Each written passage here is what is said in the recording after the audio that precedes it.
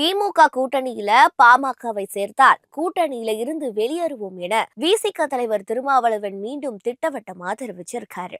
வட மாவட்டங்களில் செல்வாக்குடன் உள்ள பாமகவில் டாக்டர் ராமதாசுக்கும் அவரது மகன் அன்புமணிக்கும் இடையே ஏற்பட்ட விரிசல் காரணமாக அந்த கட்சி 2 அணிகளாக செயல்பட்டு வருது.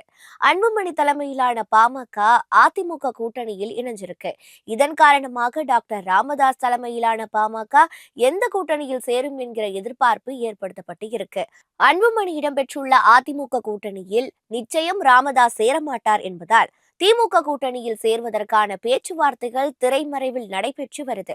அதே சமயம் திமுக கூட்டணியில் இடம்பெற்றுள்ள விடுதலை சிறுத்தைகள் கட்சி தலைவர் திருமாவளவன் பாமக பாஜக இடம்பெறும் கூட்டணியில் இடம்பெற மாட்டோம் என்று ஏற்கனவே தெரிவிச்சிருந்தாரு.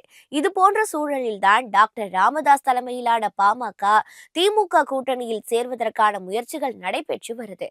இந்த நிலையில் தனியார் தொலைக்காட்சிக்கு திருமாவளவன் அளித்த பேட்டியில் ராமதாஸ் தலைமையிலான பாமக திமுக கூட்டணியில் இடம்பெற்றால் அந்த கூட்டணியில் இருந்து வெளியேறி விடுவோம் என அவர் திட்டவட்டமாக கூறியிருக்காரு. இதன் காரணமாக ராமதாஸ் தலைமையிலான பாமகவை திமுக கூட்டணியில் சேர்ப்பதில் சிக்கல் நீடித்து வருது.